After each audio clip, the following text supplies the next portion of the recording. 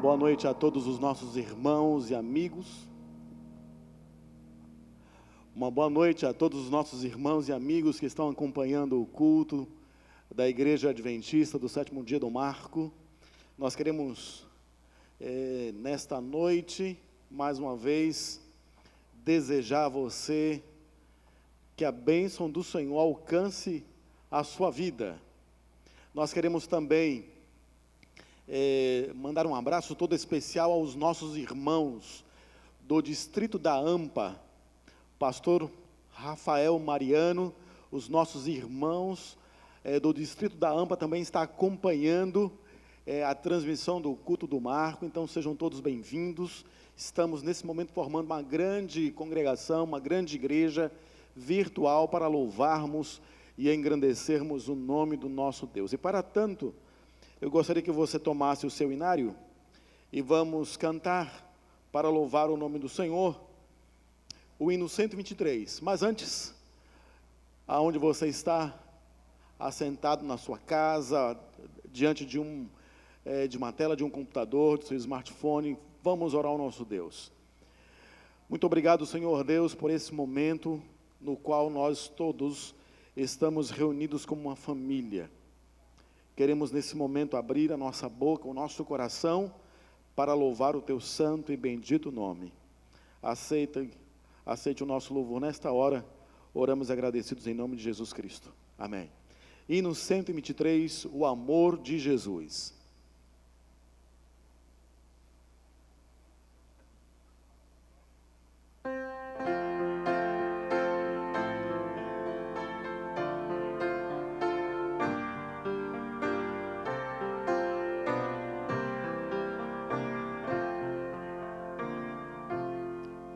O amor de Jesus é tão puro e leal que aclara o meu viver.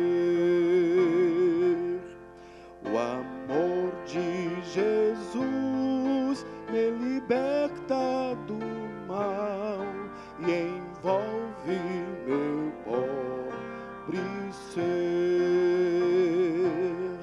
Tão meigo e tão bom é Jesus,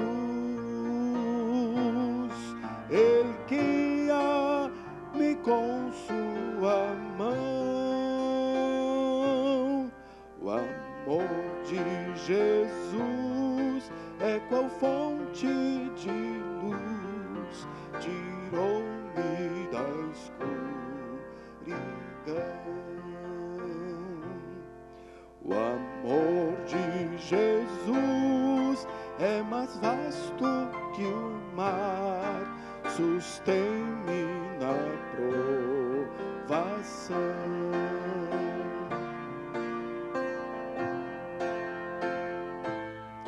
Qual fragrância da flor inunda meu coração. Sua paz dá-me calma e prazer. O céu para mim, a Cristo Jesus, minha vida darei por seu grande amor sem fim. O amor de Jesus minha vida refez e deu-me de novo a paz. Agora feliz quero sempre seguir a senda que satisfaz, servindo a Jesus meu Senhor, com zelo e com devoção. Desejo falar e cantar deste amor que luz traz ao coração.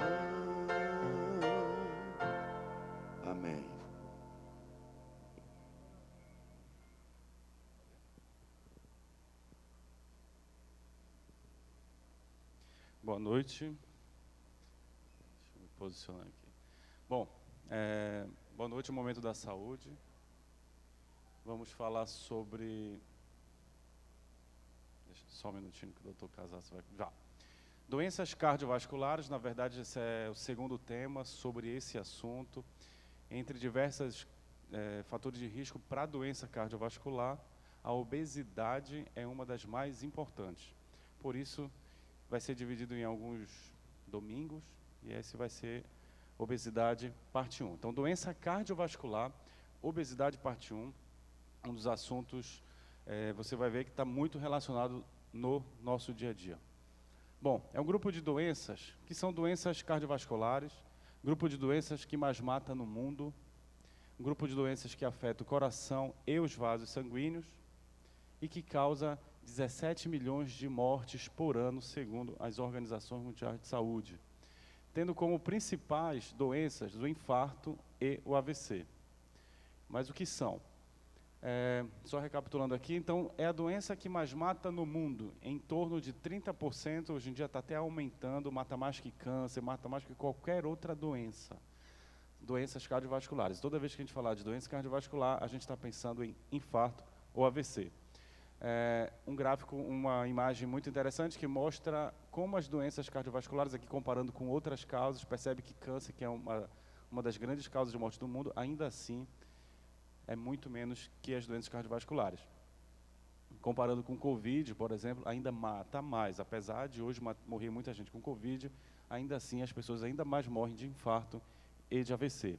30% da população brasileira ainda morre, esse número está aumentando, esse número é até um pouco mais antigo, mas ainda morre de infarto e de AVC, que são as doenças cardiovasculares.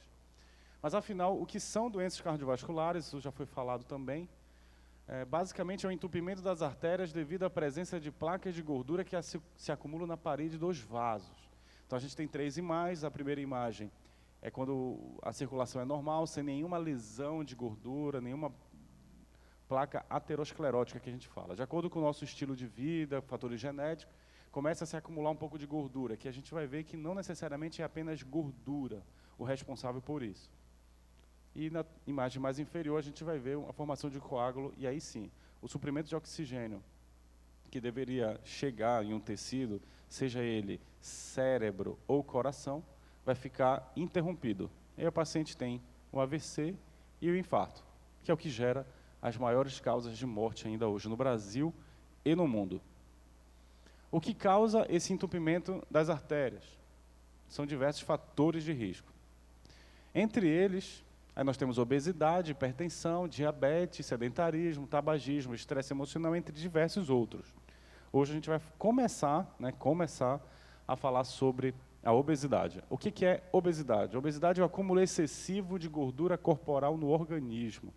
Excesso de gordura no organismo. É quando a ingestão alimentar é maior que o gasto energético correspondente. Pessoas obesas têm maior probabilidade de desenvolver, além do infarto ou do AVC, como eu já falei, maiores causas de morte no mundo, causa também pressão alta. Então, a obesidade gera pressão alta, que também os dois geram infarto e AVC, além de causar diabetes, problema das articulações, câncer. Obesidade é um grande fator de risco para câncer, que é a segunda causa de morte.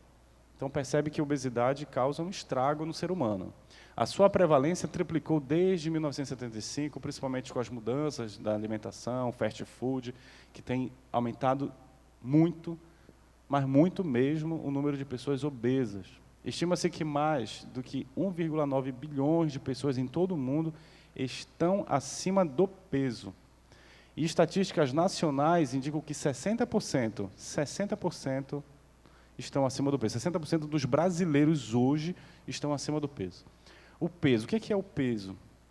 O peso é resultante do equilíbrio entre o consumo e o gasto de energia. Ou seja, se a gente consome mais caloria do que a gente gasta, obviamente, a gente vai ter um aumento do ganho do peso.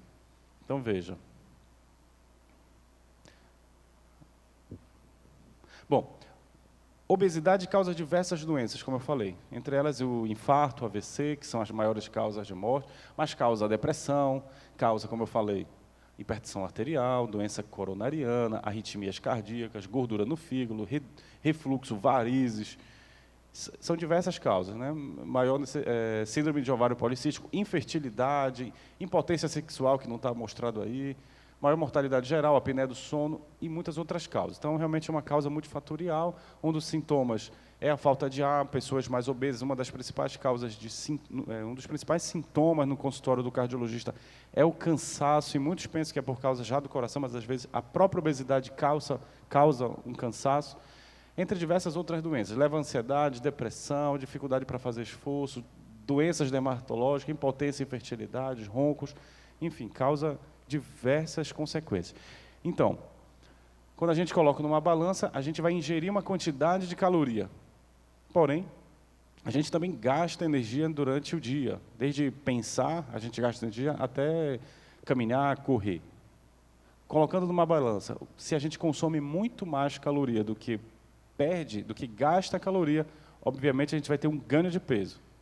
E o contrário, se a gente ingere menos caloria e acaba gastando mais caloria do que ingerindo, a gente vai perder peso. Então é muito simples. Quando a gente consome, nessa figura da esquerda, se a gente está consumindo, queimando mais caloria, olha o símbolo do fogo. Se a gente está queimando mais caloria do que ingerindo caloria, a gente vai perder peso. E na imagem da direita, se a gente está ingerindo mais caloria do que queimando caloria, a gente vai engordar. Isso vai ser repetido algumas vezes aqui. Como é que a gente sabe o nosso peso ideal? Através de uma coisa chamada índice de massa corpórea. É basicamente isso aqui. A gente vai dividir o nosso peso pela altura quadrada. Isso aqui é simples, qualquer um pode fazer em casa, pesar, altura, e aí você vai ter um valor chamado índice de massa corpórea. O valor normal do índice de massa corpórea abaixo de 25. Acima de 25 e menos de 30 é sobrepeso. Entre 30 e 35, aí começa as obesidades. Obesidade grau 1, grau 2, acima de 40, obesidade mórbida ou grau 3. Então, basicamente é isso. É um balanço entre consumo e gasto de energia, né? E aí, como eu falei, a gente gasta energia o tempo todo.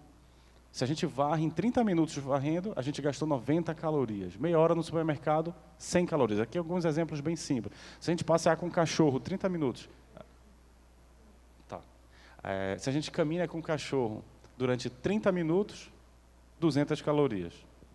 Então, percebe que a gente gasta caloria ao longo do nosso dia para praticamente tudo. Arrumar o guarda-roupa de casa, a gente gasta 130 calorias se a gente fizer isso em 30 minutos. Se a gente passar a roupa, 70 calorias a gente vai gastar em 30 minutos. Mas percebe que esse gasto de energia, quando comparado à alimentação, às vezes se torna irrisório. Por exemplo, um hambúrguer com batata frita, 700 calorias. Deixa eu voltar aqui, só para a gente fazer uma comparação. Por exemplo, se a gente varrer a casa em 30 minutos, só o ato de varrer a casa, 90 calorias. Mas se você ingerir, você perdeu 90 calorias. Se você ingerir hambúrguer e batata frita, você ganhou 700 calorias. É muito, muito acima. Tem que varrer a casa durante uma semana inteira para perder apenas esse hambúrguer. Mas esse hambúrguer e batata frita que consome 700 calorias, você tem que praticar uma aula de 50 minutos de atividade física para perder esse hambúrguer e essa batata frita. A mesma coisa, um chocolate. 100 gramas de chocolate, é pouco. 100 gramas de chocolate. Você tem 548 calorias. Você precisa correr 1 hora para perder essas, no caso, 600 calorias. Então, pizza, por exemplo, né? Pizza portuguesa. Isso aqui é só para a gente comparar, para ver a quantidade de calorias que a gente está ingerindo e o quanto a gente precisa queimar para perder peso. Então, se você come uma pizza, 2 pedaços de uma pizza portuguesa, você tem que fazer 1 hora de atividade física. Apenas 3 pães de queijo, 1 hora de hidroginástica.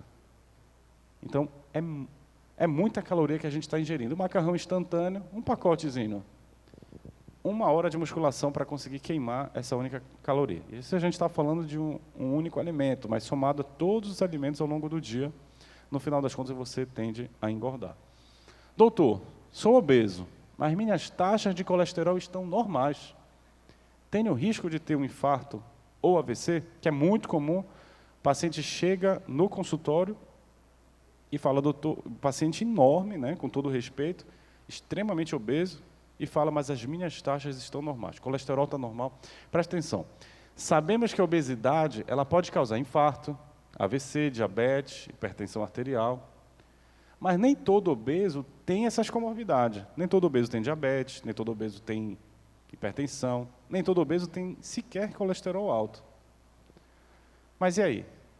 Então foi feito um estudo na Inglaterra, por exemplo, teve vários estudos já depois desse, em que eles compararam sobrepeso, pessoas com apenas sobrepeso e alguns com obesidade, ou seja, pessoas acima do peso, mas que não têm outra comorbidade, não tem pressão alta, não tem colesterol, não tem glicemia aumentada, com pessoas magras saudáveis, ou seja, é uma pessoa acima do peso, saudável, assim, com outras, sem nenhuma outra comorbidade, e pessoas magras saudáveis.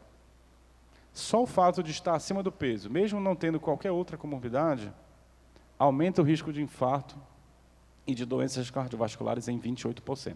Basta estar acima do peso, o seu risco de ter infarto ou AVC aumenta em 28%.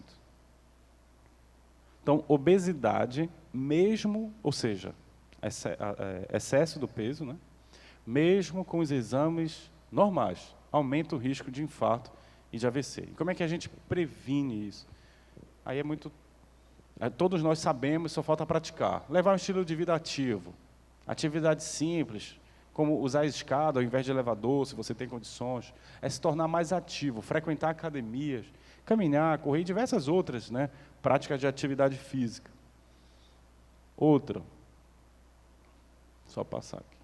Alimentar de maneira mais saudável, claro. É recomendado que a gente consuma em torno de 2.000 calorias. Então, por exemplo, aquele hambúrguer com batata frita já foi 700 calorias no dia. Para a sua necessidade, para o teu metabolismo basal, basta apenas 1.300. Quer dizer, é muito fácil a gente aumentar o peso. Controle do peso. É importante que você tenha uma balança em casa. É importante nos pesarmos uma vez na semana. Alguns autores até falam para a gente pesar uma vez por dia. Logo de manhã, depois das necessidades fisiológicas, pesa todo dia, seria o ideal. Beber água. 8 a 10 copos de água por dia, correspondendo a 2 litros. Outros autores falam que até 3 litros por dia de água. Por quê? Porque ele provoca a saciedade. Ele diminui a fome. E o melhor, ele não tem calorias. Manter uma comida pouco saudável fora de sua alimentação, ou seja, cortar alguns alimentos da sua dieta, cortar de vez alguns alimentos, ou reduzir bastante. E a dieta começa no supermercado, não tem jeito. É muito melhor não comprar alimentos gordurosos, não correr o risco da tentação, porque senão vai acabar consumindo. Resumindo tudo, uma alimentação saudável, começa a partir de hoje a praticar isso. Claro que a gente vai repetir, a gente vai detalhar muito esse assunto da obesidade e praticar atividade física. Muito obrigado.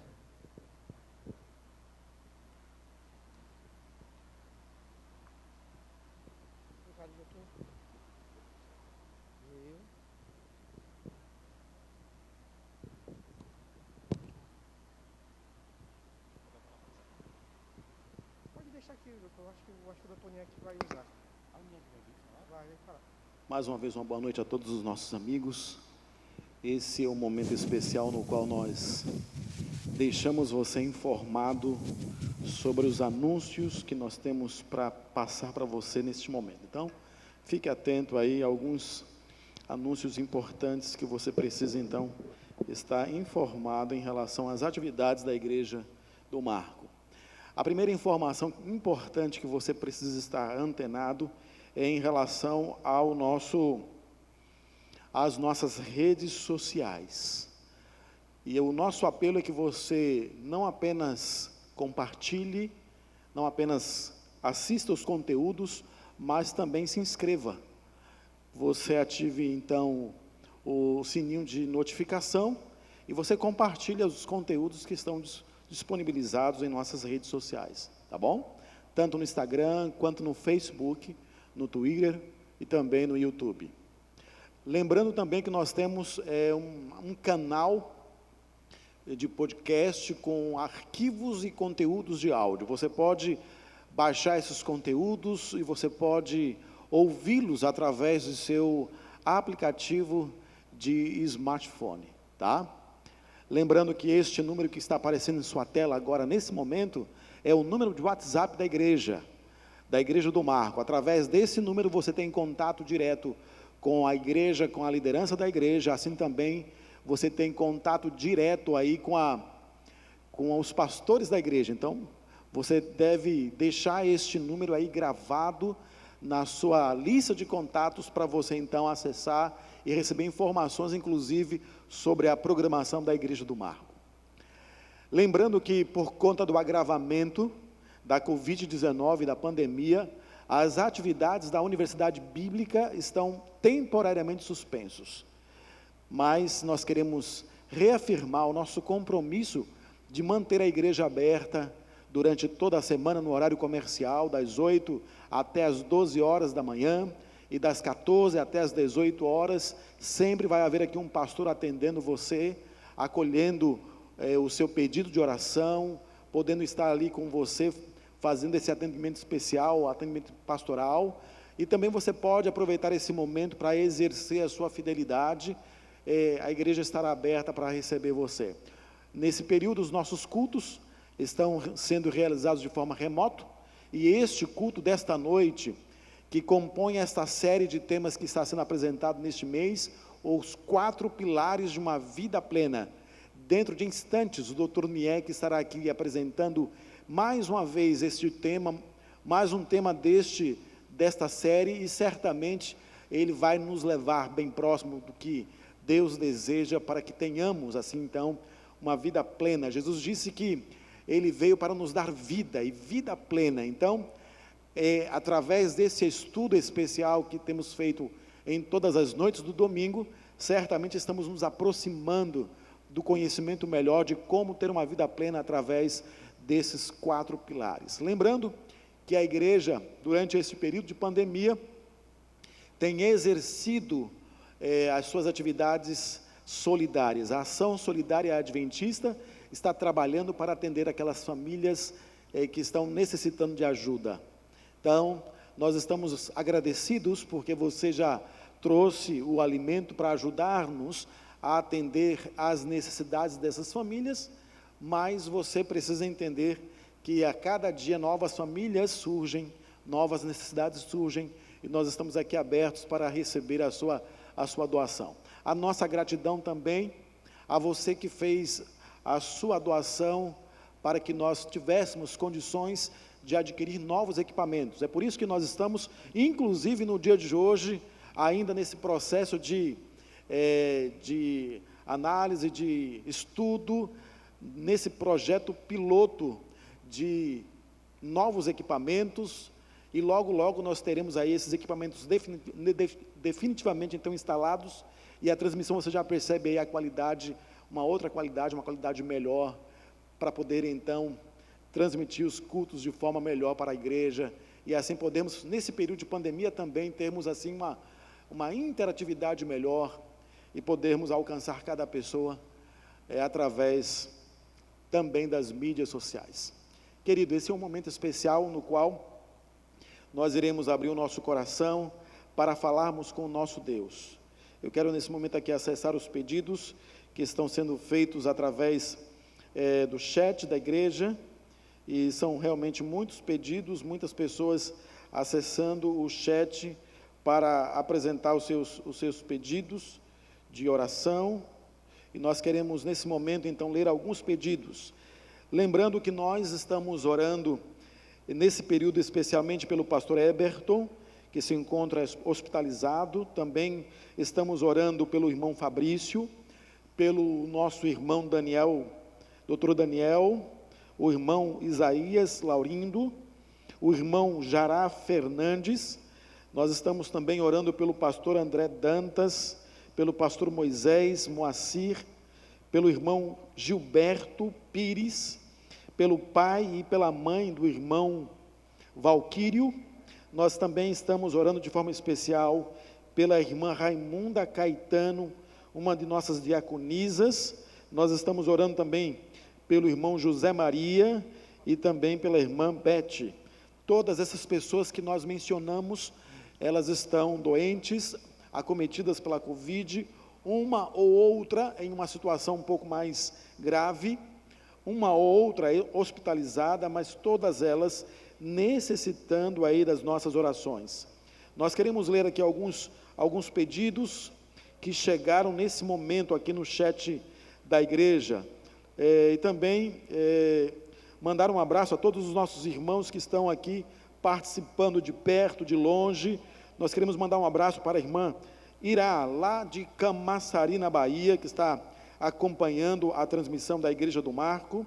Nós queremos também mandar um abraço para a irmã Margarete Conceição, do distrito da AMPA, e ao seu pastor Rafael Mariano. Nós também queremos mencionar, fazer menção aqui da irmã Carmita Cardoso, a irmã Elivana Monteiro, que estão acompanhando aqui a transmissão.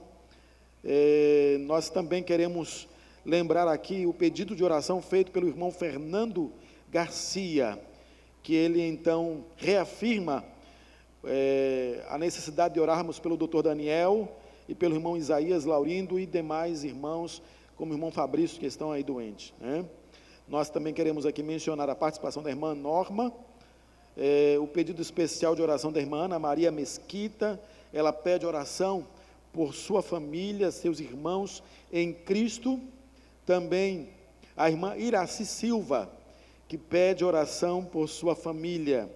Também nós queremos aqui mencionar a irmã Cássia.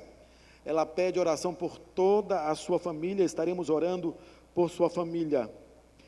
Nós temos aqui também registrando a presença da irmã Aparecida de Fátima Paz, a irmã Maria Fernandes, a irmã Maria Moura, desejando a todos uma feliz semana.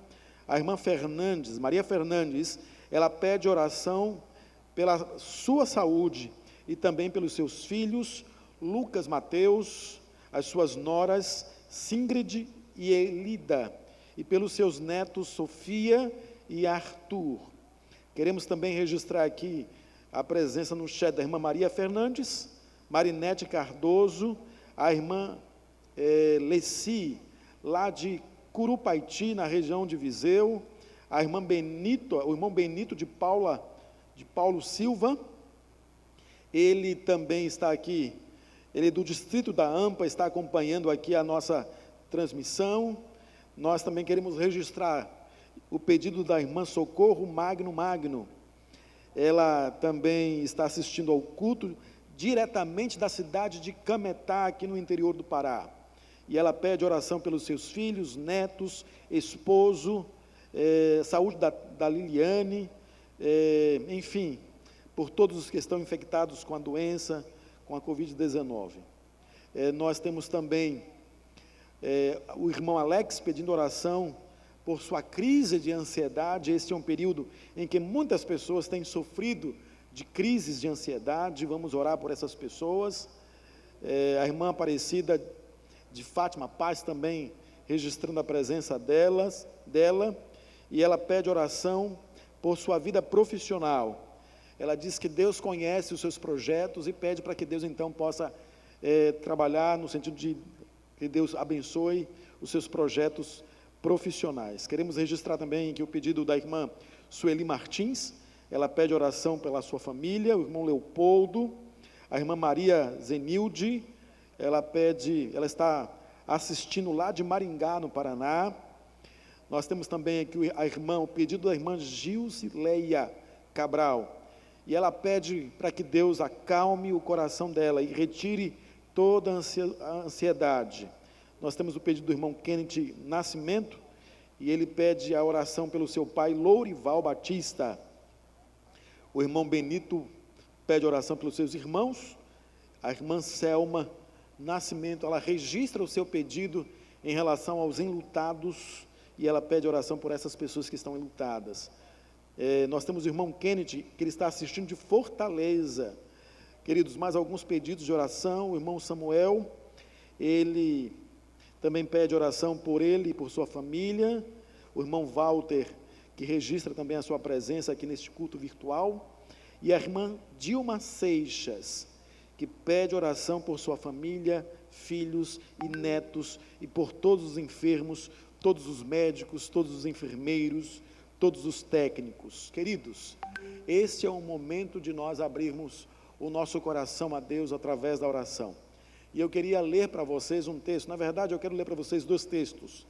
O primeiro texto está no livro do profeta Jonas. Nós estamos acompanhando aí a leitura deste livro, e há um trecho interessante deste livro que eu gostaria de destacar nesse momento. Está em Jonas capítulo 2, no verso 7. Jonas capítulo 2, verso 7, e o texto bíblico diz assim: quando dentro de mim desfalecia a minha alma, eu me lembrei do Senhor, e subiu a ti a minha oração no teu santo templo. Olha que coisa bonita, né? Esta é um trecho da oração que o profeta Jonas fez ao Senhor lá no ventre do peixe. E me chama a atenção como algumas versões trazem esse mesmo verso. E eu gostaria de ler para vocês aqui uma outra versão, a versão da Bíblia Viva, quando traduz esse texto, o verso 7, assim a Bíblia Viva se expressa. Palavras então do profeta Jonas, de acordo com a Bíblia Viva. Quando eu já tinha perdido toda a esperança, lembrei-me mais uma vez do Senhor, e a minha oração mais sincera foi ouvida por Ele em seu santo templo. Me impressiona a forma como Jonas fala com Deus nesse momento. Quando eu já tinha perdido toda a esperança, lembrei-me mais uma vez do Senhor, e a minha oração mais sincera foi ouvida pelo Senhor em seu santo templo. Querido, tenha certeza que Deus, Ele está ouvindo a oração que você faz. Deus está ouvindo a oração que está sendo feita neste templo e nesse momento. E para concluir esse momento de meditação, eu gostaria de abrir mais um texto. E agora, na Epístola de João, primeira Epístola de João, no capítulo 5, verso 14 e verso 15, que diz assim: e esta é a confiança que temos para com Ele, que se pedirmos alguma coisa, segundo a sua vontade, Ele nos ouve. E se sabemos que Ele nos ouve, quando ao que lhe pedimos, estamos certos de que obtemos os pedidos que lhe temos feitos. Queridos, esse é o momento de oração. Então feche seus olhos, abra seu coração e vamos falar com o nosso Deus.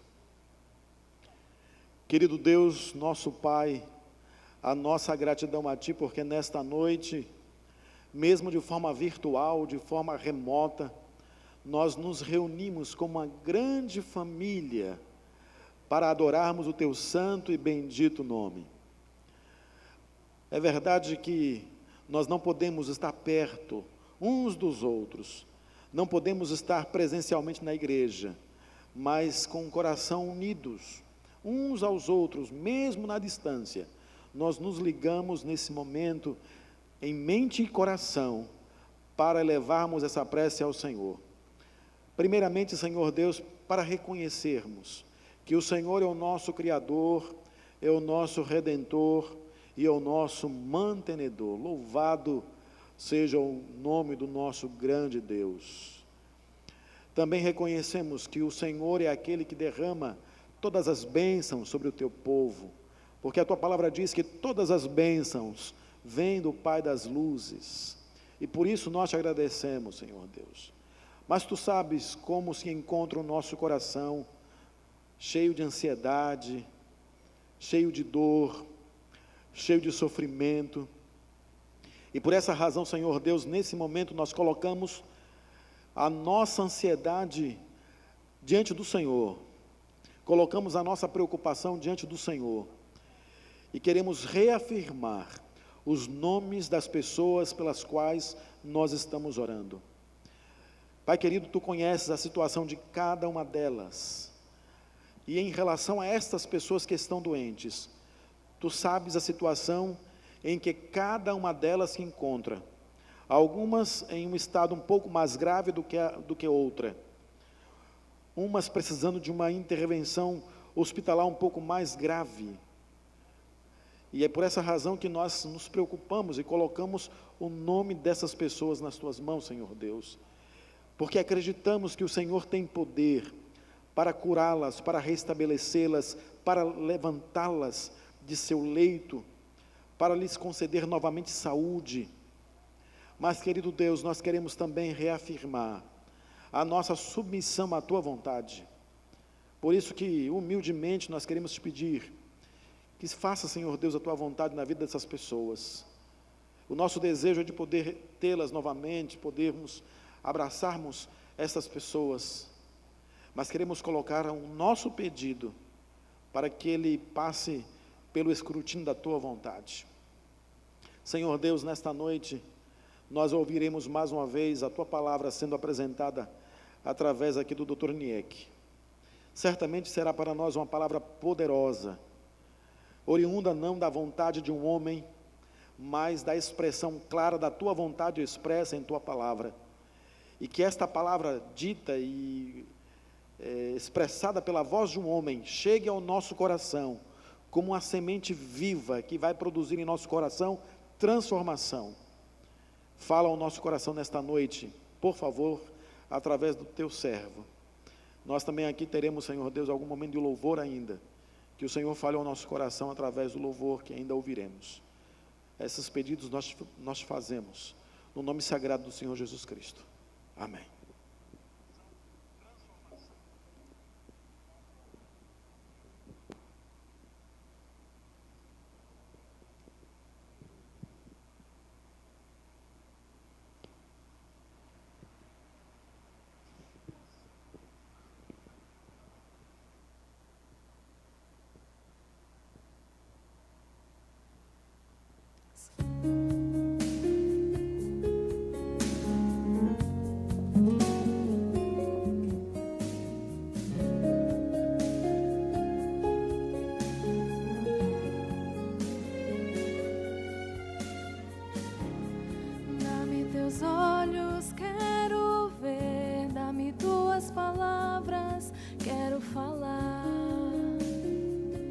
Dá-me teu coração,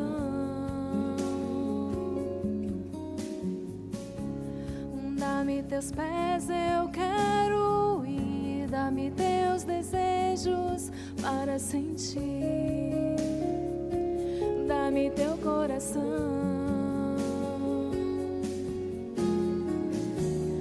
dá-me o que necessito para mostrar tua luz.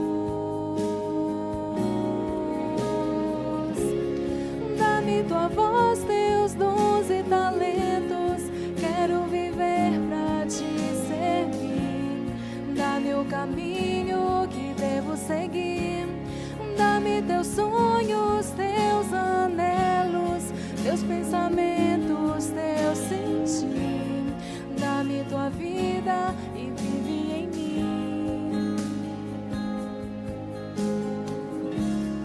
Deixa-me ver o que tu vês, dá-me tua graça, teu poder, dá-me teu coração,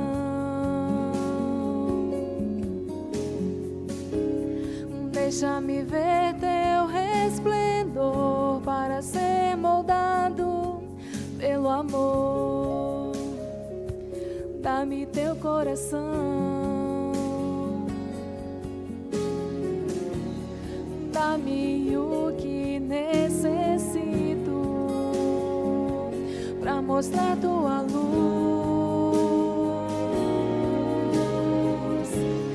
Dá-me tua voz, teus dons e talentos, quero viver para te servir.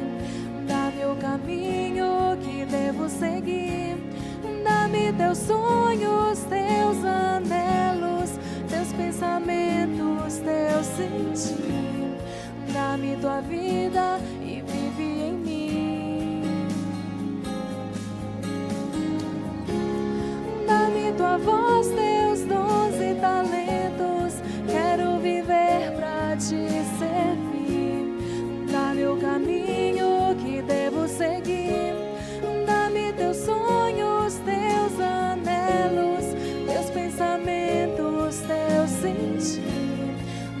Dá-me tua vida e vive em mim. Dá-me teus olhos, quero ver.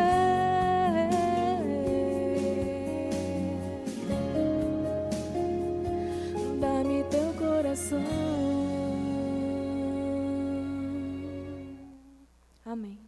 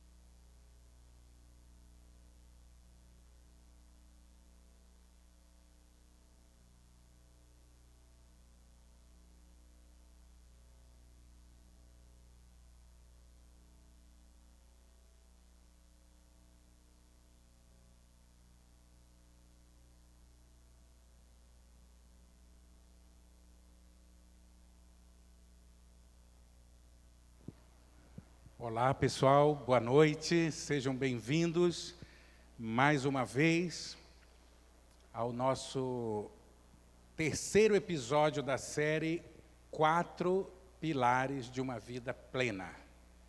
Eu sei que nós estamos vivendo momentos difíceis, é verdade, todos nós, né? Estamos enfrentando a dificuldade desta pandemia, talvez num dos seus momentos mais difíceis. Estamos sofrendo emocionalmente, estamos sofrendo fisicamente, financeiramente, estamos sofrendo com as nossas famílias, com os nossos queridos, e não está fácil para ninguém. E mais uma vez se torna importante e fundamental fortalecermos o nosso equilíbrio emocional, a nossa resiliência, fortalecermos as nossas atitudes diante de momentos tão difíceis. Eu queria lembrar você que este é o terceiro episódio da série 4 Pilares de uma Vida Plena. E preste bem atenção que eu vou lhe dizer agora. Esta série é a preparação, ela é o aperitivo, ela é a base para a nossa próxima série em abril, que será os 4 pilares de uma saúde plena. Para que a gente possa compreender a próxima série, nós estamos então primeiro formando uma base, que são esses 4 temas: a espiritualidade, as nossas relações sociais, a amizade. Hoje estudaremos a importância do trabalho, da nossa atividade profissional, e no domingo que vem, para encerrar esta primeira série, a importância da família, formando assim 4 pilares, né? 4 pilares de sustentação de uma vida plena. Eu queria também, para você que está agora acompanhando aí pelo YouTube, pelo Facebook, pelo Instagram, você que está em casa, eu queria dizer para você que nós vamos, mais uma vez, pela graça de Deus, nós vamos cavar profundamente neste assunto. Então, nós vamos falar muitas referências, muitos textos, frases que encerram conteúdo denso, que não podem ser assim apreciadas em toda a sua profundidade em poucos segundos. Então, ao final desta mensagem, será disponibilizado aí no link para você todo o conteúdo desta palestra. Você vai receber o PDF com todos os slides para você baixar e depois dar uma revisada, salva, usa isto em um outro momento, leia com a sua família, releia, aprecie cada slide, porque ele traz informação, alimento espiritual sólido para cada um de nós. Você também vai receber um link para o Flipbook, formato digital, você pode folhear aí no seu computador, na sua casa, no seu celular, você pode compartilhar com outras pessoas. E assim, então, nós vamos dar início ao nosso tema. E se você gostaria de conhecer mais sobre este tema, você que está ligando a TV agora, ou se você ainda não faz parte desta comunidade, ao final eu vou deixar alguns números de contato, WhatsApp, Instagram, para que alguém da igreja, desta igreja, entre em contato com você. Tá ok? Muito bem. Então vamos lá, os 4 pilares de uma vida plena. Aí está o nosso Instagram, para quem quiser nos acompanhar lá. Nós estamos falando então sobre a igreja, família, amigos e trabalho. Hoje é o 3º tema, o trabalho. Domingo que vem, encerrando a série com chave de ouro, no Domingo da Família, estaremos falando sobre a família, claro. E o tema de hoje é o trabalho, como realizar-se em ser útil, e atenção, hein, essa primeira fase já é poderosa, e como superar que o trabalho seja um fim em si mesmo. Como superar que o trabalho seja um fim em si mesmo. A nossa mensagem terá 3 partes. A primeira parte nós vamos discutir a origem, a construção dos conceitos de trabalho, como é que nós formamos isso na nossa cultura.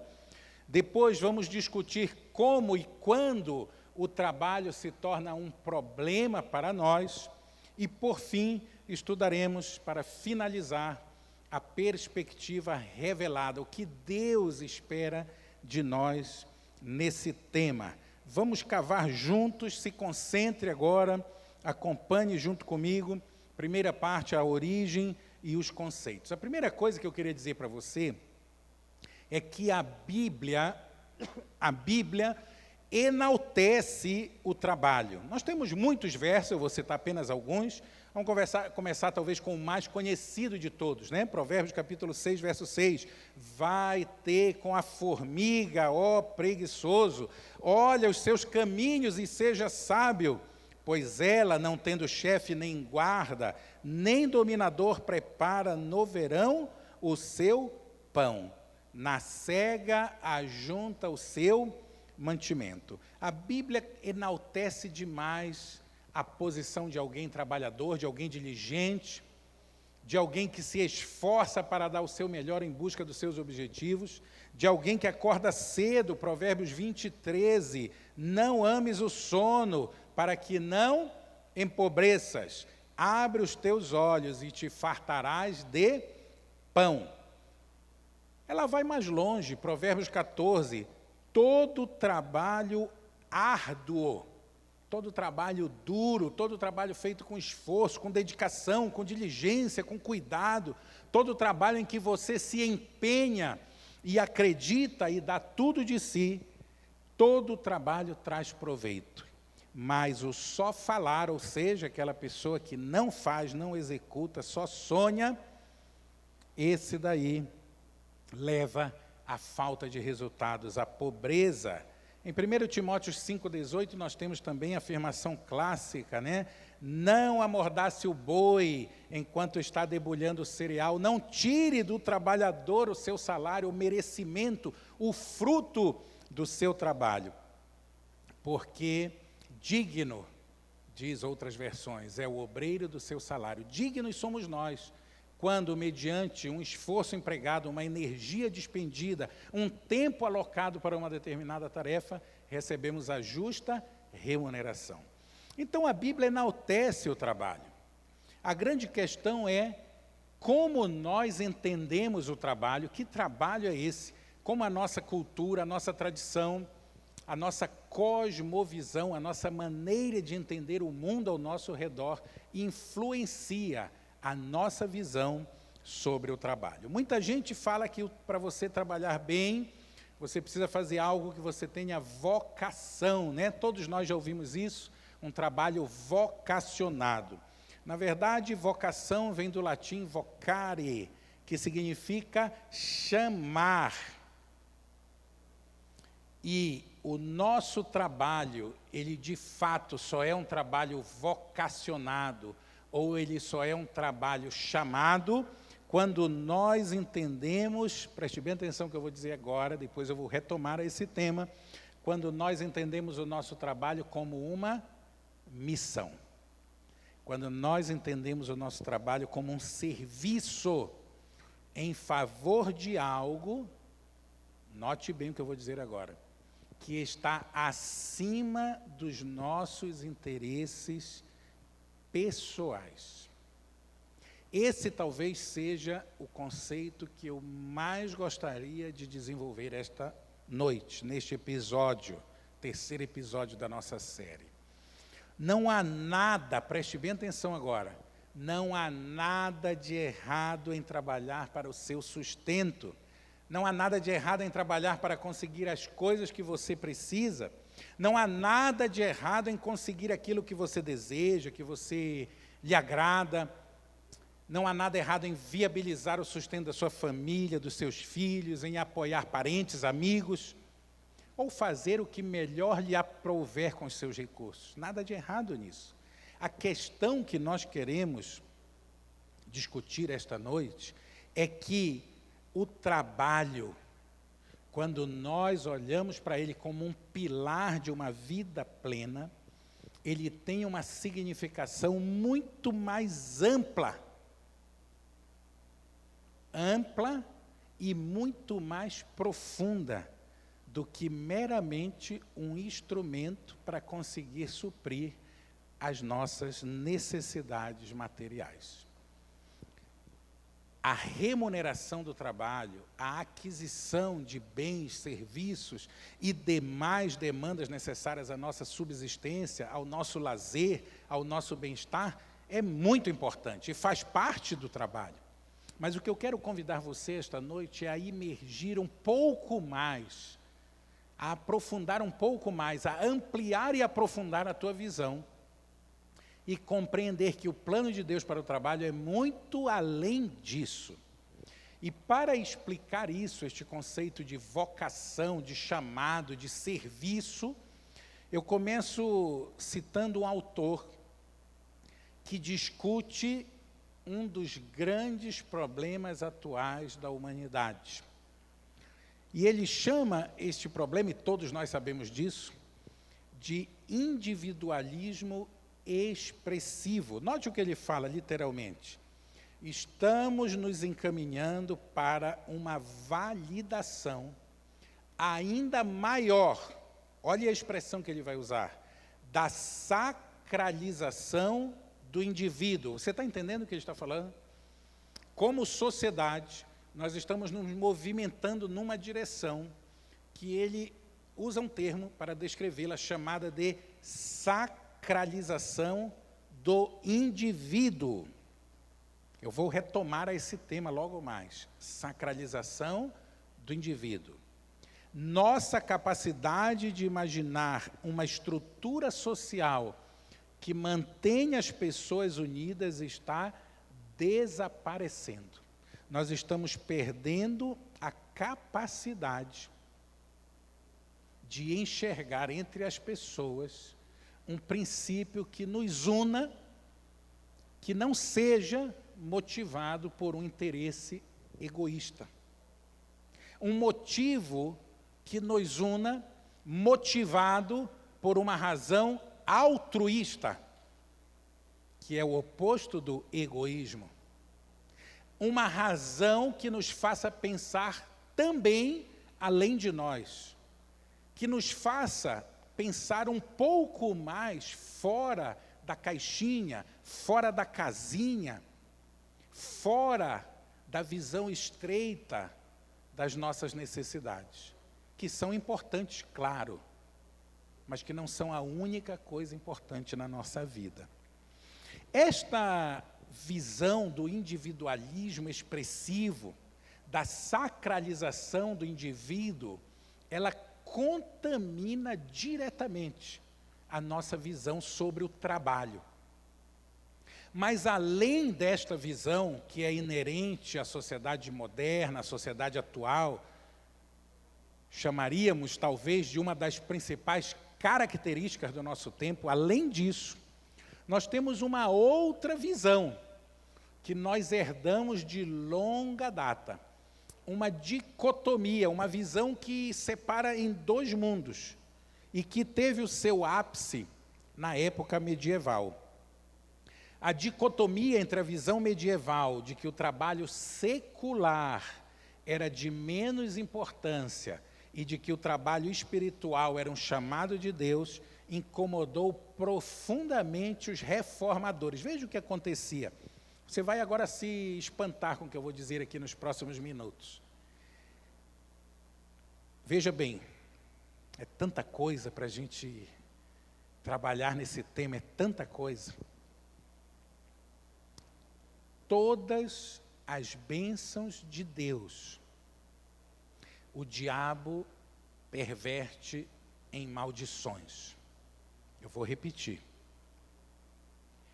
Todas as bênçãos de Deus, o diabo perverte em maldições. Poderíamos dar inúmeros exemplos, né? Vamos citar alguns apenas. A relação sexual criada por Deus para a plenitude do casamento, o diabo vai e perverte. O apetite, o paladar, o prazer de se alimentar, o diabo vai e perverte.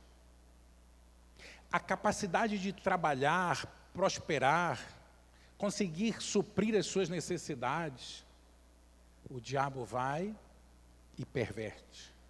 O cuidado com o corpo, com a saúde, com a sua aparência, a higiene, a forma que você se apresenta aos outros, o diabo vai e perverte. E assim a lista é longa. Tudo que Deus coloca para o ser humano como uma bênção, o diabo perverte. E nós vamos chegar à conclusão esta noite, que o trabalho é uma das grandes bênçãos que Deus reservou para o ser humano. Mas o diabo vai lá e perverte. O que era para ser uma bênção para você e para a sua família e para os seus amigos e para a sua igreja e para a sua comunidade e para a sua sociedade e para o mundo em que você vive, o diabo vai lá e perverte. Então houve um tempo em que a igreja cristã, influenciada, e já vamos ver isso, pelo pensamento grego, trouxe uma ideia totalmente estranha à revelação de Deus, de que o trabalho é algo ruim,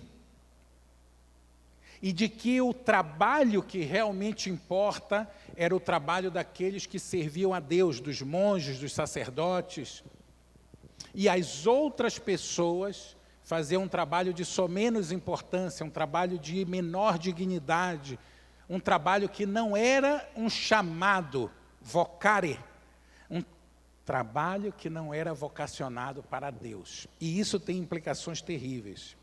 Isso, na verdade, chamou a atenção na época dos grandes reformadores, entre eles Martinho Lutero, e esses reformadores defendiam um ponto de vista diferente. Eles diziam que todos os tipos de trabalho, até mesmo o trabalho secular, ou seja, o trabalho não clerical, não religioso, era um chamado de Deus, tanto quanto o ministério de um monge ou de um sacerdote. Na verdade, para os reformadores, o trabalho humano estava, anote esta frase, no centro do propósito de Deus para a vida humana.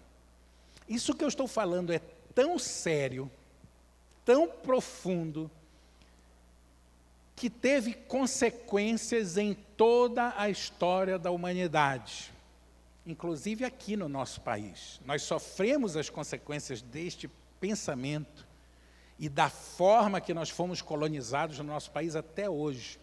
Esse pensamento, ele está tão entranhado, enraizado, integrado ao nosso modo de ser, à construção da nossa sociedade, que tem consequências funestas, consequências danosas, consequências prejudiciais até hoje, pela forma que nós fomos colonizados, pela forma que nós construímos a nossa sociedade, a nossa visão de mundo, a nossa visão de igreja, a nossa visão até mesmo de Deus, e pela forma que nós nos relacionamos uns com os outros. Isso é muito sério. Veja, a nossa cultura, a nossa formação, isso que eu estava falando há pouco, a nossa religião, os nossos valores e princípios influenciam a nossa maneira de ver o mundo e não é diferente da nossa maneira de ver o trabalho. Por exemplo, o nosso modo de servir a Deus no nosso trabalho, que é uma parte fundamental da nossa vida, né? Se nós formos pensar, nós passamos em média um dia de 24 horas, 8 horas trabalhando, em média, 8 horas dormindo, 4 horas fazendo outras atividades de deslocamento, alimentação, troca de roupa, higiene pessoal, enfim, e 4 horas talvez com atividades em que a gente divide para a igreja, para a nossa família, para os nossos amigos, para nós mesmos, para o nosso lazer. Percebe a proporção do que eu estou falando? O trabalho, ele ocupa uma posição muito relevante na nossa vida. Agora veja, a maneira como nós enxergamos o nosso trabalho depende disso aí, da cultura, da formação, da religião. E aí, como você vê o seu trabalho? Como é que nós servimos a Deus através do nosso trabalho? Veja, depende. Talvez alguém diga assim, servir a Deus no nosso trabalho é promovendo justiça social, para usar uma palavra tão em moda nos dias de hoje. Talvez alguém diga que servir a Deus no nosso trabalho é ser honesto e evangelizar os seus colegas de trabalho. Talvez alguém diga que ser um bom cristão no seu trabalho é executá-lo com toda a sua capacidade e diligência, fazendo tudo o que vier às suas mãos da melhor maneira, como diz a Bíblia. Talvez alguém diga que ser um bom cristão e servir a Deus no seu trabalho é exercer a sua profissão de forma o quê? A glorificar a Deus. Outra pessoa dirá que o melhor conceito de trabalho cristão é exercer a sua profissão de modo agradecido, alegre, grato a Deus, independente das circunstâncias. Alguém dirá que o trabalho é melhor definido como fazendo algo que nos dá mais alegria e entusiasmo. E haverá aqueles que defenderão a ideia que o trabalho cristão deve ser aquele que obtém o maior lucro possível, para depois ser o mais generoso possível com a causa de Deus. Percebem? Nós saímos lá da justiça social e chegamos aqui no lucro. Diferentes visões da nossa cultura, formação, religião, valores e princípios influenciam a nossa maneira de ver o mundo e influenciam a nossa maneira de entender o trabalho. E o trabalho é uma das partes mais relevantes, já vimos, da nossa vida. Eu queria lhe dizer essa noite que se nós entendermos que cada uma dessas coisas que eu falei, depois você olha em casa de novo, cada uma delas e reflete, cada uma delas dá uma outra mensagem dessa. Se nós entendermos que cada uma é um modo de servir a Deus por meio do trabalho, então essas afirmações não serão concorrentes entre si, mas na verdade serão complementares. Eu diria para você que a construção deste conceito do que é ou do que deve ser o trabalho para um cristão é olhar para frente enxergando que cada um daqueles itens formam no seu conjunto o quê? Uma caixa de ferramentas para ser um modelo que integra a nossa fé e o nosso trabalho, no nosso campo de atuação, no nosso momento de vida e no contexto em que estamos inseridos.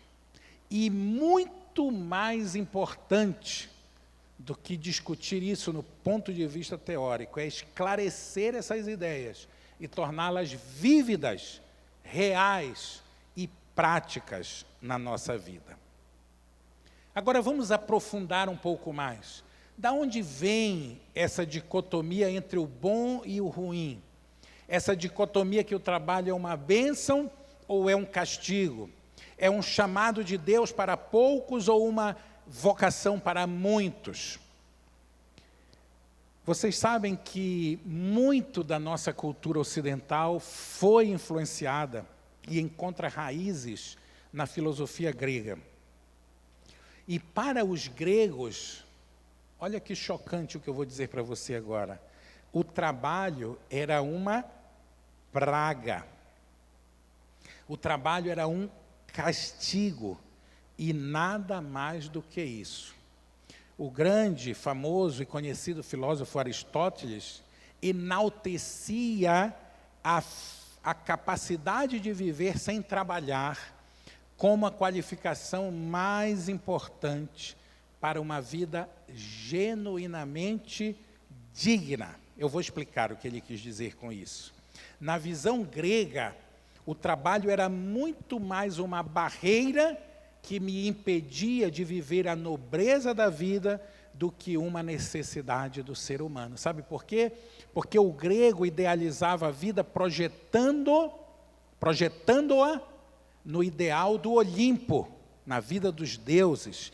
E para eles o trabalho impossibilitava o homem de pairar, de flutuar, de subir acima da terra e alcançar o reino da filosofia, do pensamento, dos deuses. Olha que coisa interessante, para eles, nem todos os trabalhos eram iguais. O trabalho que usava a mente era um trabalho nobre, das pessoas privilegiadas, era um trabalho menos animalesco. A forma mais elevada de trabalho era a função a tarefas cognitivas, e a menos elevada o trabalho braçal. Vamos aprofundar um pouco mais. Veja o que esse autor fala. Presta atenção, isso aqui vai ser a premissa para desenvolver todo o nosso argumento. A estrutura social grega se apoiava na premissa de que os escravos e os artesãos, ou seja, os trabalhadores comuns, não intelectuais, não qualificados, realizavam o verdadeiro trabalho, possibilitando que a elite, então, se dedicasse a exercitar a mente. De que maneira? Nas artes, na filosofia e na política.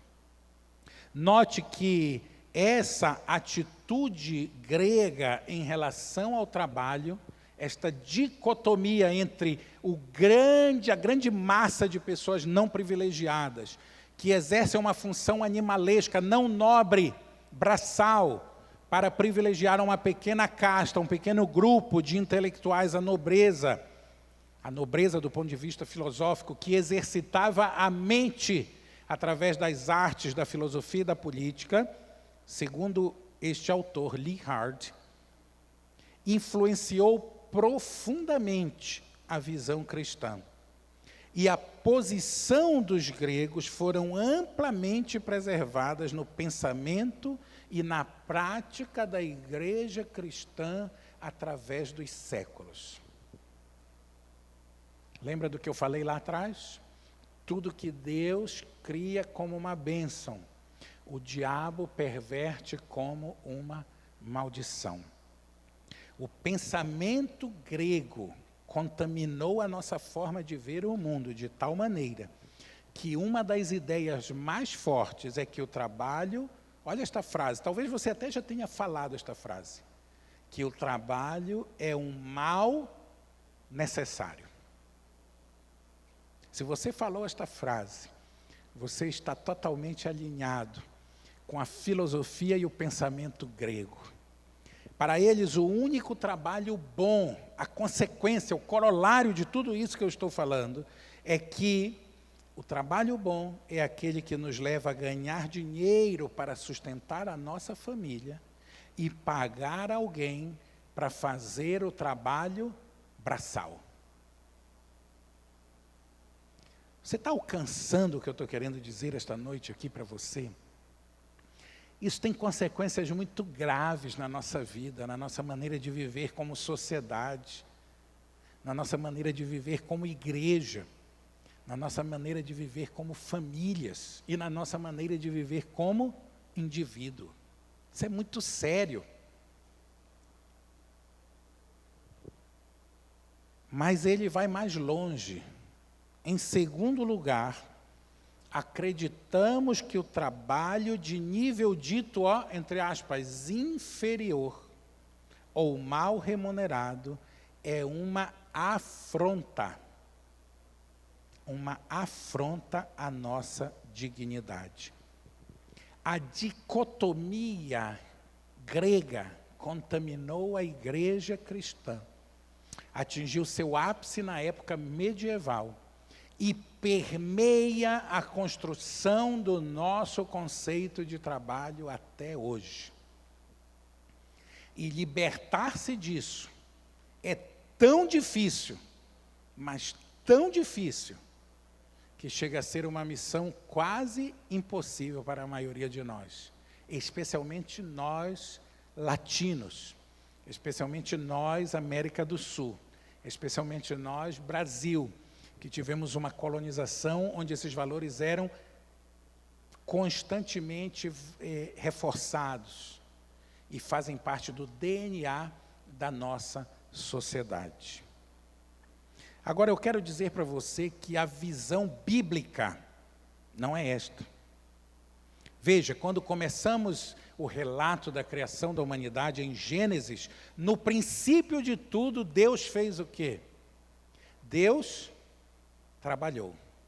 O trabalho, note bem o que eu vou dizer agora, o trabalho não é um mal necessário. Eu vou repetir, o trabalho não é um mal necessário. O trabalho não adentrou o cenário mais tarde. O trabalho não foi criado como um castigo para o homem. O trabalho não rebaixa o homem abaixo da dignidade dos deuses, ou, no nosso caso, abaixo da dignidade de um Deus, criador e mantenedor da vida. Na verdade, a Bíblia nos fala que Deus trabalhou por puro prazer e alegria. E eu quero dizer para você nessa noite que o trabalho não poderia ter tido um início mais glorioso. Neste livro, sobre a perspectiva do reino no trabalho, o autor nos diz, é perfeitamente claro que o excelente plano de Deus compreendia o que, queridos? Compreendia os seres humanos sempre trabalhando, ou, para ser mais específico, vivendo no constante ciclo de trabalho e descanso. Timothy Keller, um autor que estudou bastante este tema, discutindo esse assunto, nos fala em seu livro Como Integrar a Fé e o Trabalho. O trabalho é uma necessidade humana básica, tanto quanto o alimento, a beleza, o descanso, a amizade, a oração e a sexualidade. Não é simplesmente uma boa solução para remediar uma situação, mas é o que, note o que o autor fala agora, é um alimento para a nossa alma. Bate uma foto desta tela aí, bate. Sem um trabalho significativo, nós sentimos um grande vazio e uma perda interior. Sabe por quê? Porque Deus nos criou para ter alguns pilares de sustentação na nossa vida. E entre esses pilares está o trabalho. Trabalho é uma bênção de Deus. Agora, há um outro extremo. O trabalho não é a única coisa que existe na vida, né? Se eu estou falando para alguém aí que é viciado em trabalho, workaholic, eu quero dizer para você que nós não temos vida plena sem trabalho. Mas nós não podemos afirmar que o trabalho é o significado da nossa vida. Veja bem, hein? Nós vamos voltar logo mais a este tema agora que eu vou abrir.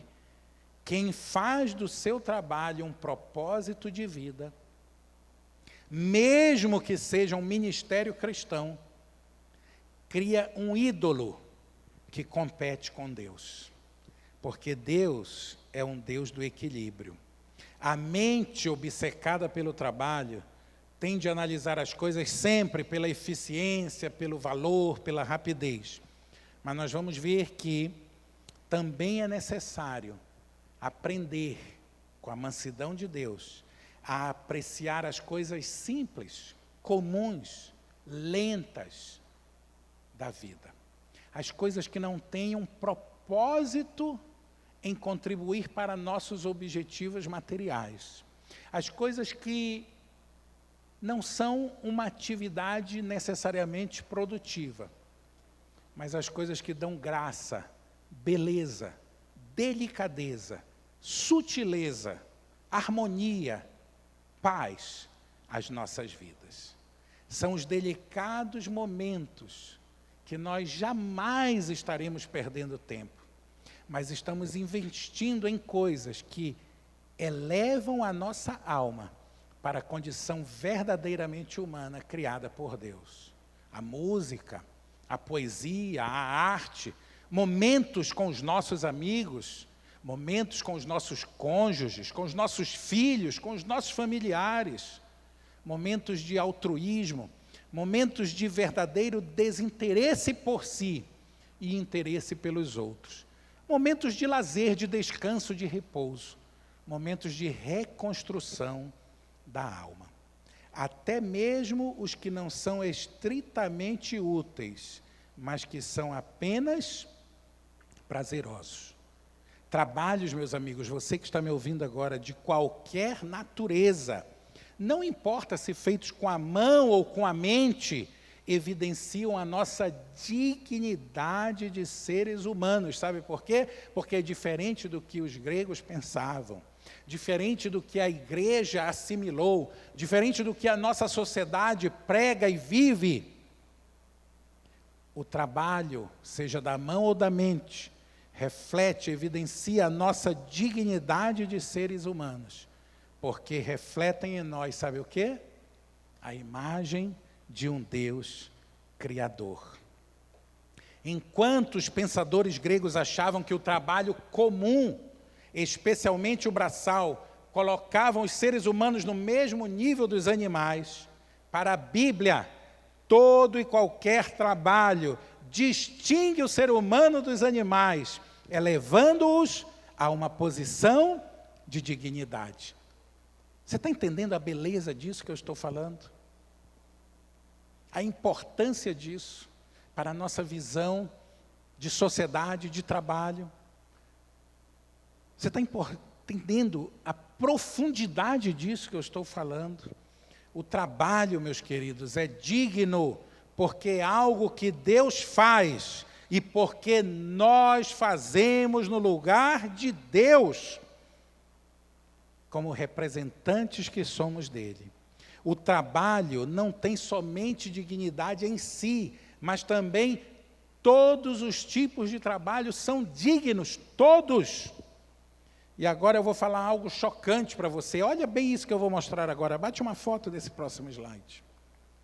Se Deus viesse ao mundo, bate uma foto. Como ele seria?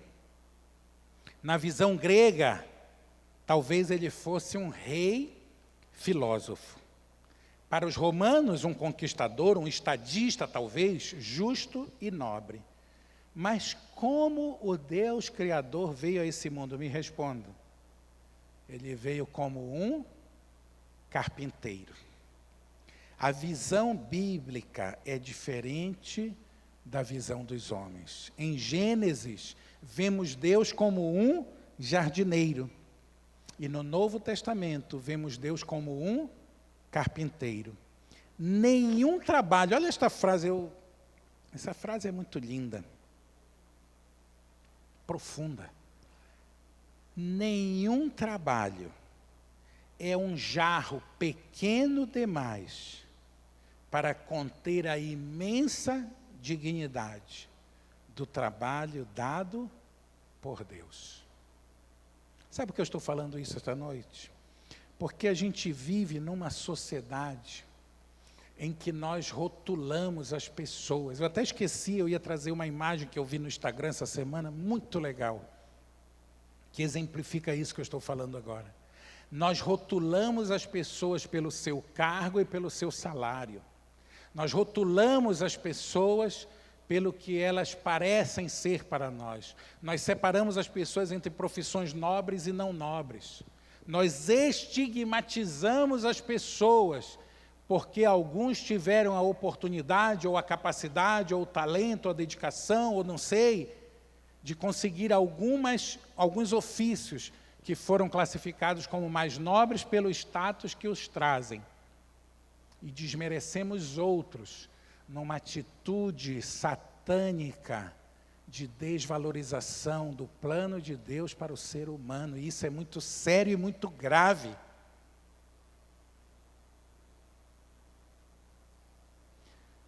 Você que está me ouvindo agora, pense nisso. Isso é muito sério e muito grave.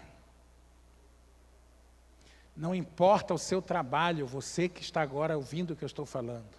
O seu trabalho é digno diante de Deus e representa o plano de Deus para o ser humano. Não existe um trabalho melhor ou pior, mais importante ou menos importante. Existem os trabalhos que nós precisamos fazer em sociedade. E não é porque eu ostento um título A ou B, porque tenho um diploma a mais ou a menos, porque tenho uma profissão que paga melhor ou pior, que pelos critérios de Deus eu serei melhor ou pior do que qualquer outra pessoa.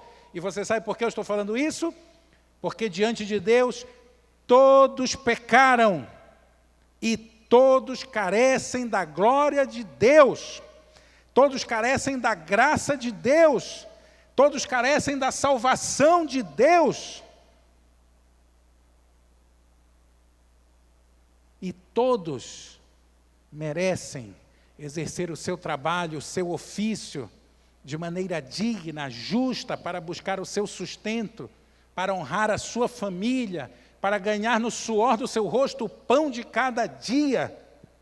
E que honra para uma pessoa poder fazer isso, que honra você poder comer o pão do suor do seu rosto.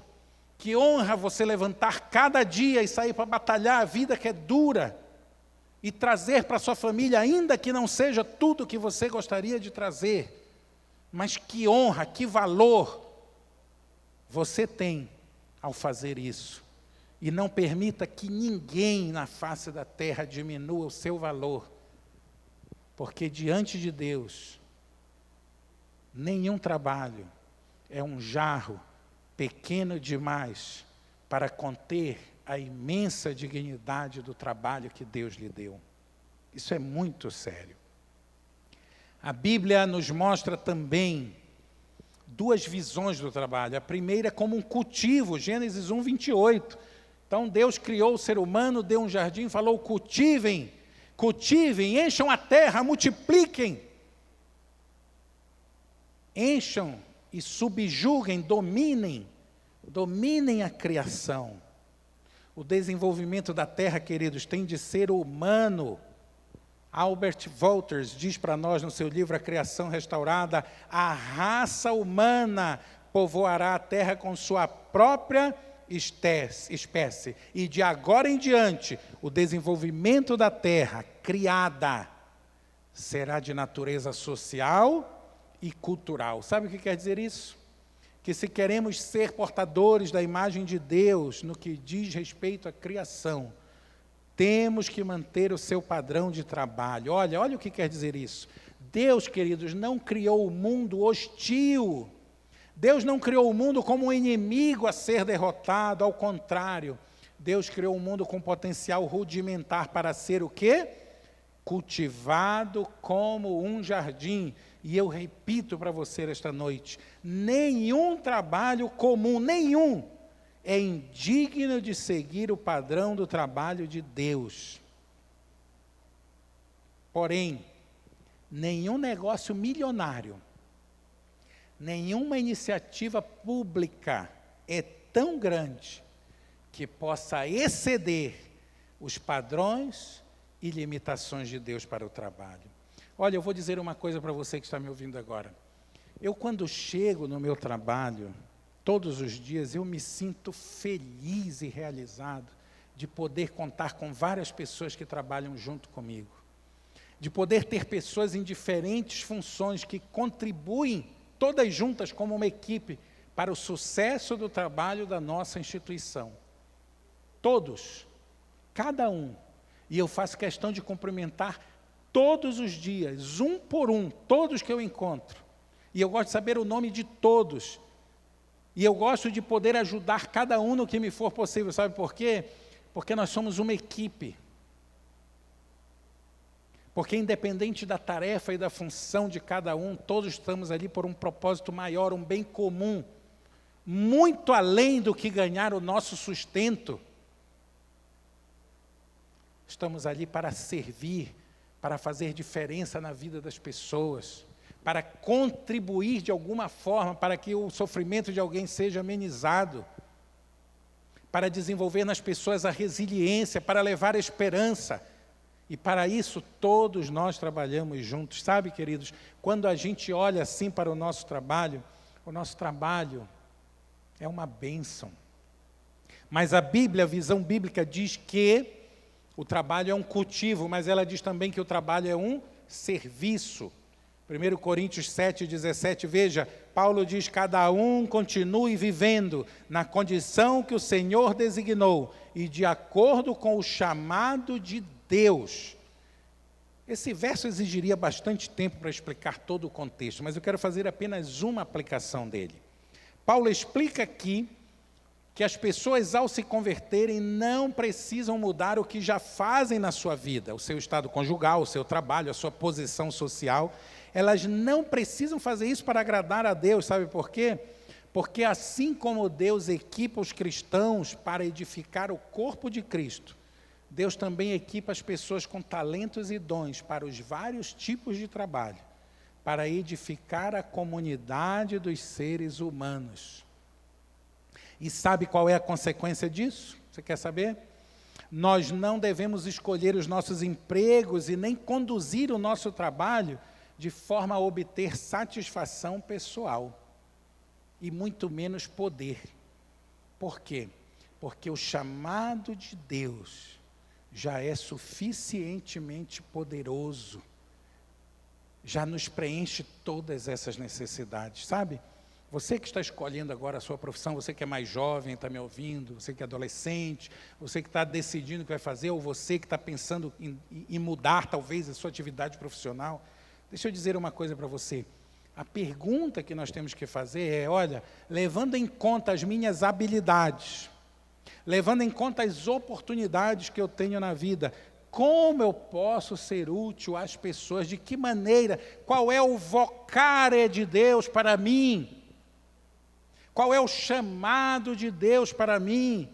Qual é a vontade de Deus para mim? De que maneira eu posso contribuir?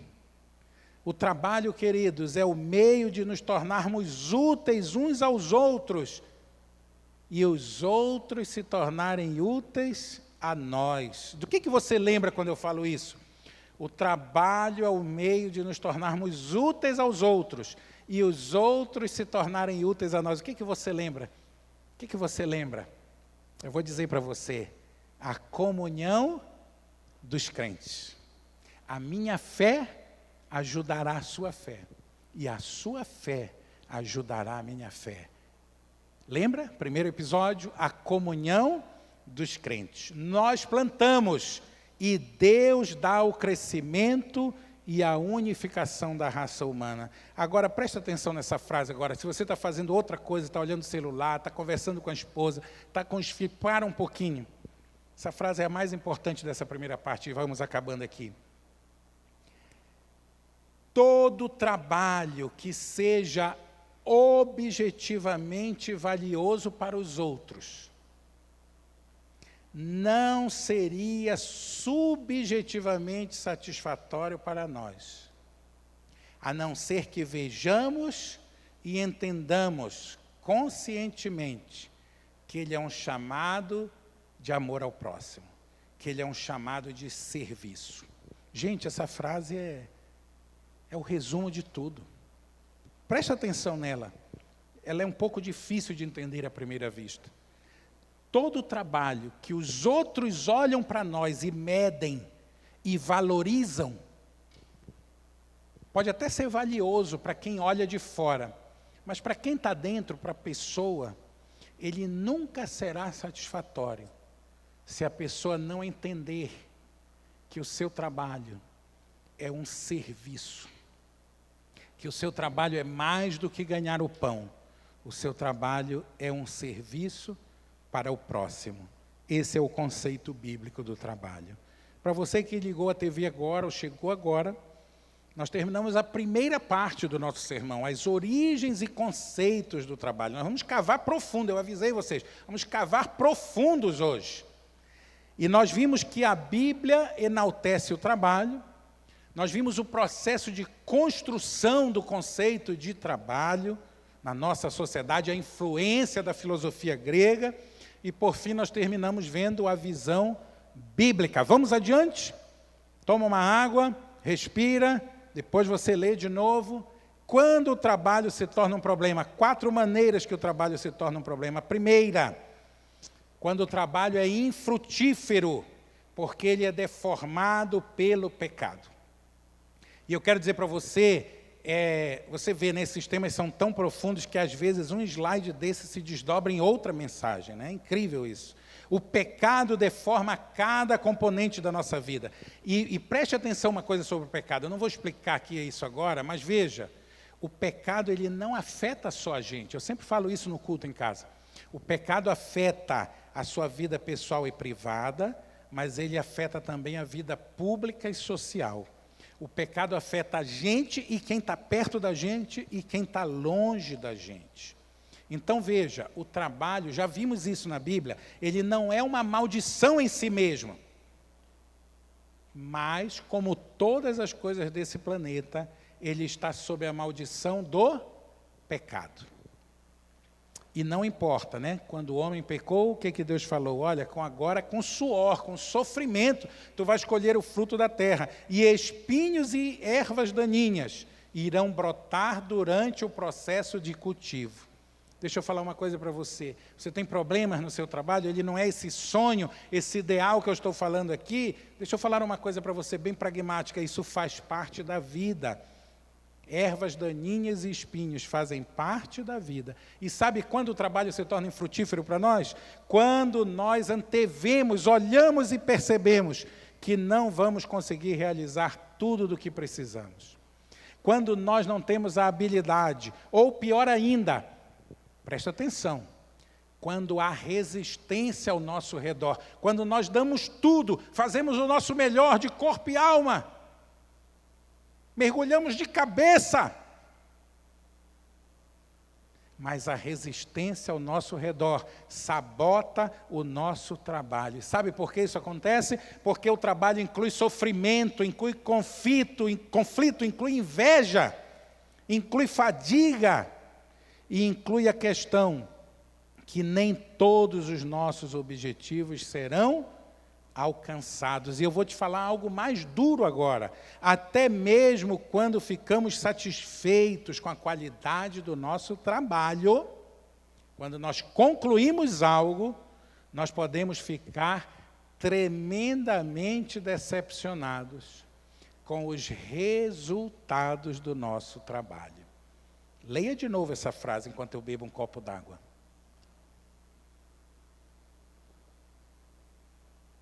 Até mesmo quando a gente faz um trabalho bem feito, o resultado desse trabalho pode não ser o que nós esperávamos. Eu vou contar um caso aqui em 30 segundos. Eu lembro de um caso muitos anos atrás, que um exímio cirurgião operou uma paciente. Provavelmente ela esteja até me ouvindo agora. E a cirurgia foi perfeita. Nada errado, uma cirurgia muito bem feita. Eu estava acompanhando ali aquele caso. Mas o resultado do trabalho não foi. Por que não foi? Porque houve, por alguma razão, que não compete discutir aqui agora, um procedimento inadequado. E aquela pessoa que foi operada perfeitamente, quase vai a óbito. E por que quase ela vai a óbito? Por um pequeno problema, um detalhe que alguém deixou passar desapercebido. E o resultado daquele trabalho tão bem feito, daquele excelente cirurgião, não atingiu o resultado esperado. Isso é muito frustrante. Mas quer que eu te diga uma coisa? Isso acontece o tempo todo nas nossas vidas. Porque nós nos relacionamos com pessoas, e é por causa dessa decepção que algumas pessoas trafegam em extremos da sua visão do trabalho. Um deles é o idealismo. E geralmente, quando a gente é mais jovem, a gente é mais idealista. E o outro extremo é o ceticismo, porque o idealista, ele pensa assim, olha, pelo meu trabalho eu vou fazer a diferença, eu vou mudar o mundo, eu vou fazer algo novo, eu vou fazer justiça, eu vou ser isso, eu vou ser aquilo, eu cheguei na empresa agora, quantas vezes eu já vivi isso, eu vou chegar ali, eu vou dar o meu melhor, mas aí a gente vai levando cacetada, vai levando traição, vai levando resistência, vai levando inveja. Nem todo mundo quer que você brilhe, quando você brilha, você incomoda os outros. Todos nós já passamos por isso, ou mais ou menos. E aí, em algum momento, todo o seu vigor, o seu gás, a sua empolgação vai minando. E aí nós temos que cuidar para não ir para o outro extremo. E qual é o outro extremo? É o ceticismo, o cinismo. Quando nós dizemos assim, olha, nada muda mesmo, eu quero é que se exploda. Não venha mais com esse papo de esperança, trabalha para ganhar o seu, para se sustentar, não se envolva. Quantas vezes eu já ouvi pessoas mais velhas me dizer isso?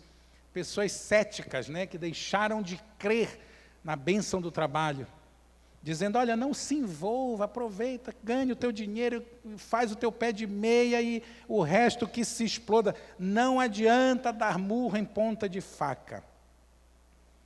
Extremos, extremos. O trabalho será tanto frustrante quanto gratificante. Mas eu quero dizer para você que, apesar dos espinhos, né, dos cardos dos espinhos, às vezes Deus vai permitir que o trabalho nos ofereça um vislumbre da beleza e da genialidade extraordinárias, que poderiam ter sido as características comuns de todas as nossas coisas, e que, pela graça de Deus, voltarão a ser um dia. Amém? De vez em quando, né? Deus nos lembra. Mas vamos avante. O trabalho infrutífero, contaminado pelos espinhos do pecado. Mas o segundo problema do trabalho é quando o trabalho perde o sentido. E olha o que a Bíblia fala. Por isso desprezei a vida. Você vai dizer assim, mas doutor Niek, o senhor não falou que a Bíblia enaltece o trabalho? Sim, enaltece. Mas olha o que ela vai falar agora para nós.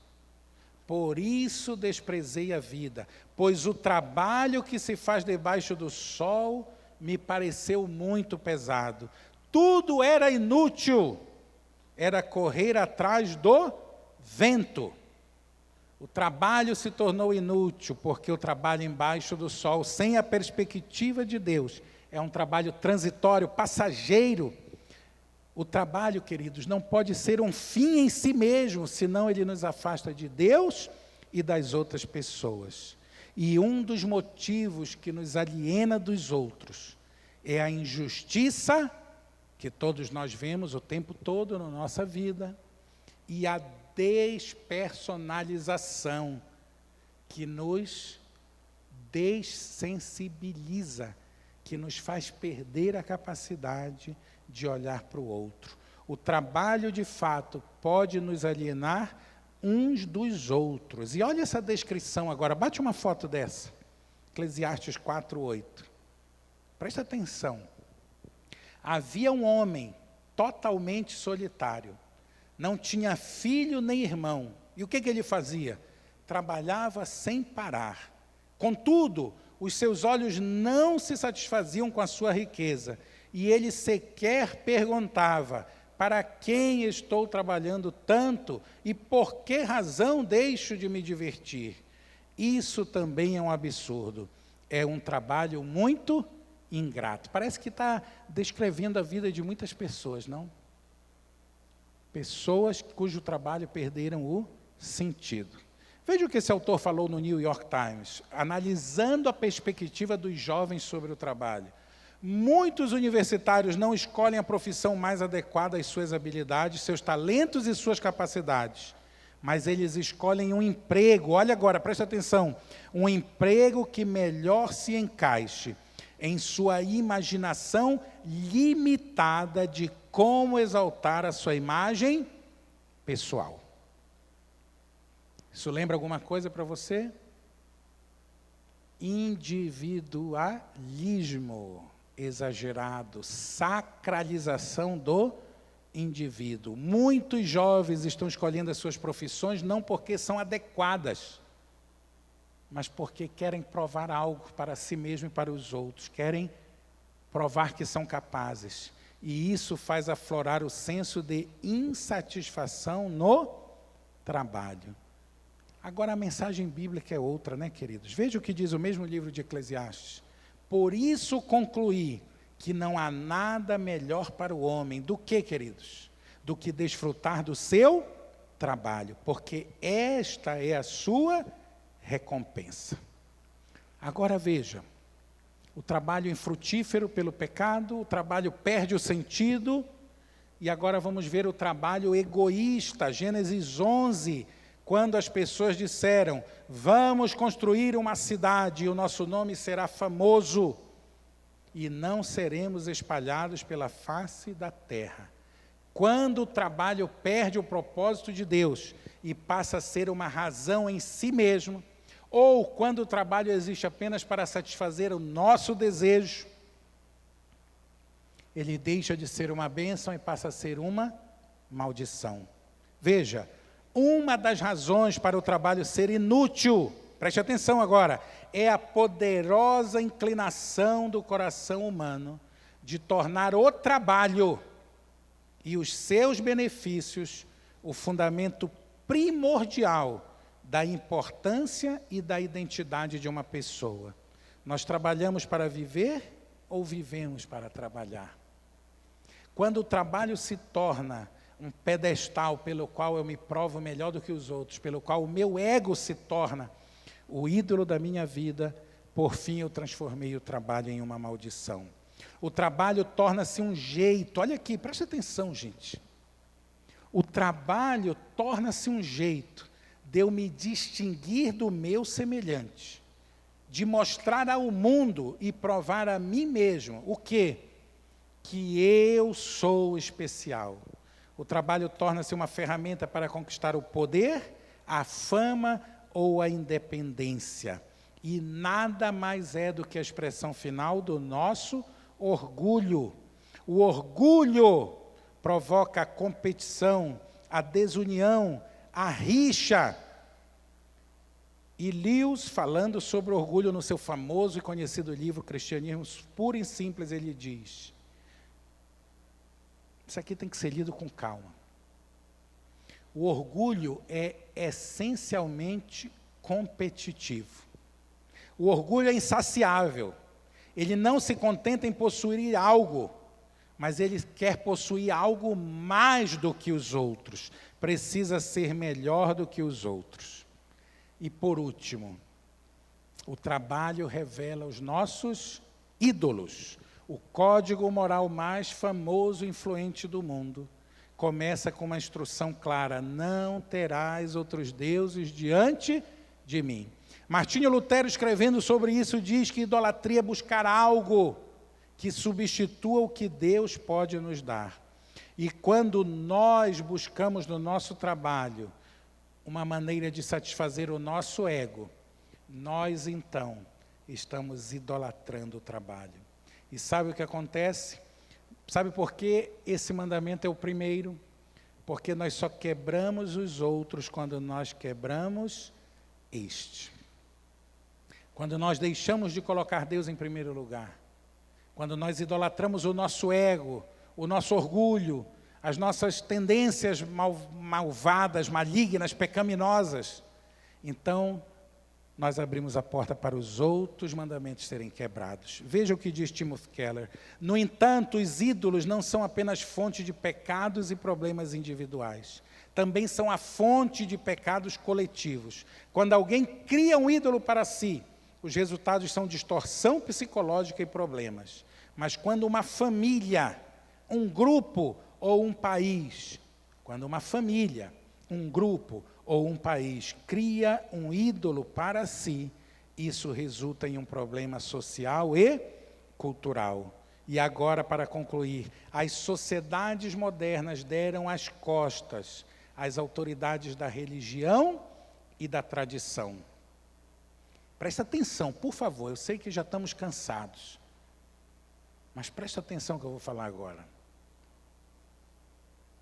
Esses ideais culturais, isso é muito importante, no sentido bíblico, são ídolos. Não são recomendados apenas como boas ideias, ao contrário, são considerados sagrados, incontestáveis e são propagados com fervor e paixão. Note o próximo slide agora. Pode projetar ele inteiro na tela. Note esse próximo slide. Todo mundo, veja se você acha que isso aqui não tem a ver. Todo mundo é obrigado a servir esses ideais.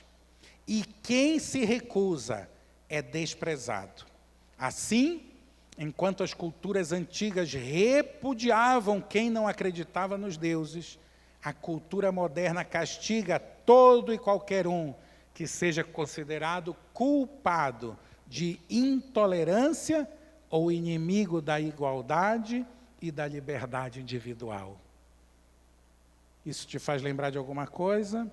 Sacralização do indivíduo, cancelamento. Todo aquele que não pensa igual será condenado. Nós finalizamos aqui a parte 2, os problemas do trabalho, e a parte 3 é bem pequena, é só a conclusão, é a cereja do bolo. Me acompanha mais um pouco. Eu falei que a gente ia cavar, né? Profundamente. E precisamos, gente. Precisamos solidificar bem os nossos pontos de vista, as nossas convicções. Eu quero terminar agora, é bem rápido essa terceira parte, falando para você da perspectiva revelada. A perspectiva revelada de Deus, ela tem muitos aspectos. Poderíamos fazer aqui várias mensagens, mas eu quero destacar apenas 2, de maneira muito breve agora. Primeiro é o ideal de Deus para nós, e está resumido claramente aqui, 1 Coríntios 10, 31. Assim, quer comais ou bebais ou façais qualquer outra coisa, façam tudo para quê, irmãos? Para a glória de Deus. A Bíblia não é um manual, não é um livro sobre administração, não é um manual de mecânica, não é um livro de medicina e de nenhuma outra profissão. Mas ela se dirige a uma ampla variedade ou gama de questões culturais, políticas, econômicas, éticas, que constrói a nossa base de viver. E aí isso tem uma consequência, sabe qual é? Tornar-se um cristão é como você mudar de um país para o outro. Você entra numa nova cultura, numa nova forma de ver as coisas, numa nova forma de avaliar, numa nova forma de vivenciar, de interagir. Tornar-se um cristão é como mudar de país numa experiência bem mais profunda. Então, bata uma foto desta tela agora. Com o passar do tempo, o Evangelho nos leva a ver tudo sob uma nova luz. Mas é preciso o quê? Tempo.